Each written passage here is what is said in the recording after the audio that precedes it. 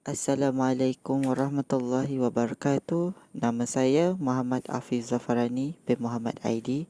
Bersama dengan saya Nik Nur Hidayah binti Nikjid, Ros Syakirah Baiduri binti Abdul Razak, Bibi Intishar binti Abdul Hakim, Nur Aina Farzana binti Kasiran, Nur Alifah Ilyana binti Daud dan Muhammad Khairul Amirun bin Nur Hisham.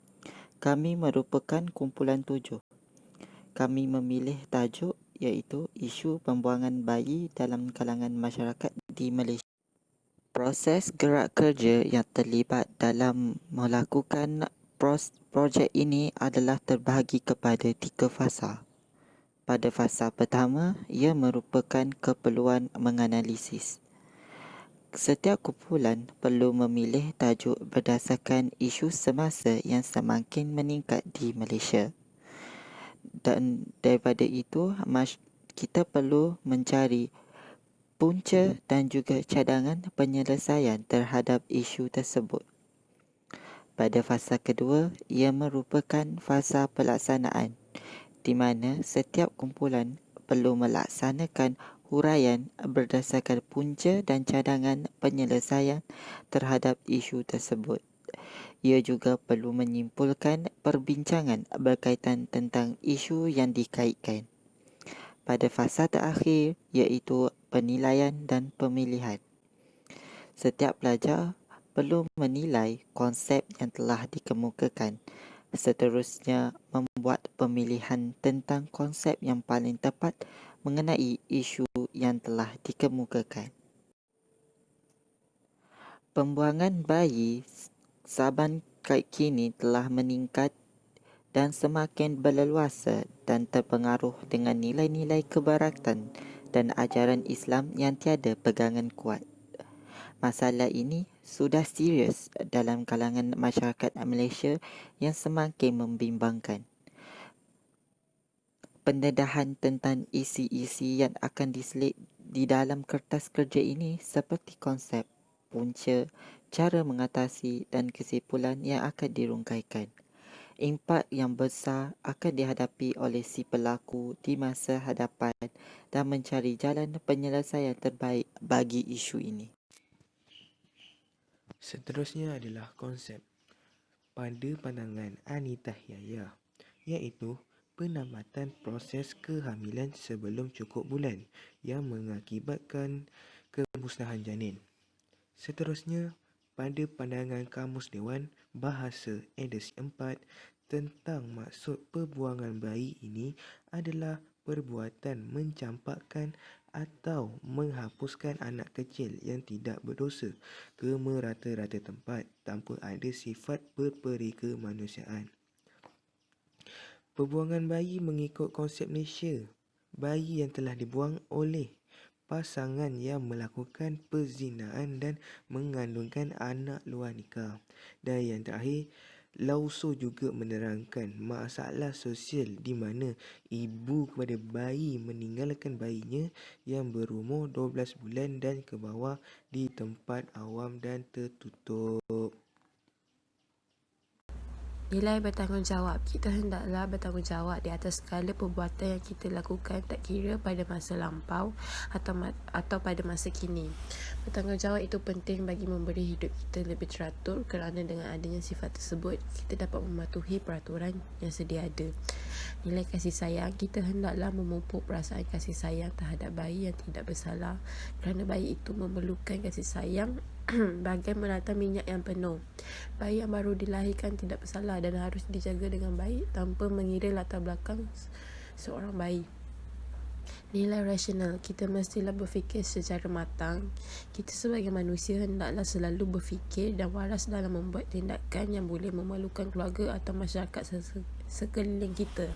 Contoh, dengan didikan agama yang kuat, cukup dapat tahu perkara yang baik dan buruk yang boleh menjaga maruah sebagai orang Islam. Nilai kasih sayang. Kita hendaklah memberi semangat kepada bangsa untuk kuat menghadapi cabaran dan ujian dalam membesarkan bayi tersebut. Selain itu, ibu bapa harus memberi sokongan dan kaunseling yang padu supaya mereka tidak lalai dan hanyut pada masa akan datang. Seterusnya adalah punca-punca pembuangan bayi. Yang pertama, antara punca pembuangan bayi adalah kurangnya kasih sayang dan perhatian daripada keluarga. Selain itu, sikap ingin tahu daripada sesetengah remaja. Kemudian, pengaruh rakan sebaya. Hal ini adalah kerana remaja mudah dipengaruhi oleh perbuatan rakan sebaya mereka dan akan mengikuti apa sahaja yang dilakukan oleh rakan. Remaja yang tidak berfikiran matang tidak akan membezakan sama ada perkara itu adalah perkara yang baik ataupun tidak baik. Seterusnya adalah pengaruh media massa, sikap pergaulan bebas dan juga kurangnya didikan agama dan nilai moral. Seterusnya, saya akan bincangkan tentang cadangan penyelesaian bagi menangani masalah pembuangan bayi di kalangan masyarakat pada zaman kini. Yang pertama adalah peranan ibu bapa. Ibu bapa perlulah mencorak dan mendidik anak-anak dengan ilmu agama kerana anak-anak diibaratkan kain putih. Ibu bapa lah yang mencorakkan mereka. Memandangkan ibu bapa merupakan orang yang paling hampir dengan anak-anak, setiap perlakuan mereka akan mempengaruhi anak-anak mereka. Oleh itu, ibu bapa mestilah memberi didikan agama yang sempurna kepada anak-anak seawal mungkin yang boleh. Yang kedua adalah peranan pihak sekolah. Pihak sekolah boleh mewujudkan sekolah bebas gejala sosial melalui aktiviti co-curriculum. Contohnya, pihak sekolah boleh menganjurkan sesuatu aktiviti yang berunsurkan Islamik supaya para pelajar boleh menjaga batas antara satu sama lain. Yang ketiga adalah peranan media massa, iaitu dengan menyekat video lucah dan memberi pendedahan tentang isu pembuangan bayi di negara Malaysia, kerana video lucah pada zaman kini amatlah digeruni oleh ibu bapa kerana dapat mengotorkan fikiran anak-anak lagi-lagi di bawah umur. Yang keempat adalah peranan kerajaan, yang mana kerajaan dapat memberi bantuan kepada ibu-ibu yang hamil luar nikah sama ada dari segi rohani dan fizikal. Contohnya, pihak kerajaan boleh menyediakan tempat perlindungan bagi ibu-ibu yang hamil luar nikah ini. Dan yang terakhir adalah kempen kesedaran, iaitu dengan memberi pendedahan tentang masalah sosial yang berlaku dan cara mengatasinya, iaitu dengan membuat ceramah ataupun sebagainya supaya pelajar-pelajar ataupun kanak-kanak yang berada di bawah umur dapat memahami apa yang akan mereka hadapi apabila mereka terjerumus dengan perkara negatif tersebut. Jadi, saya serahkan kepada pembentang seterusnya. Terima kasih. Kesimpulan yang dapat kami simpulkan adalah kes pembuangan bayi semakin berleluasa sememangnya amat membimbangkan dan mencemarkan martabat masyarakat di Malaysia.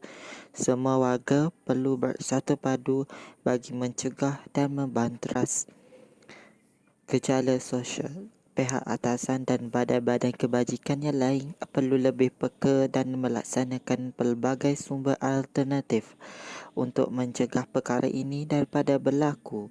Oleh itu, semua orang haruslah menjauhkan diri daripada melakukan perbuatan yang kejam dan hina di sisi masyarakat serta agama. Itu sekian daripada kami. Semoga kita akan berjumpa lagi. Sekian, terima kasih.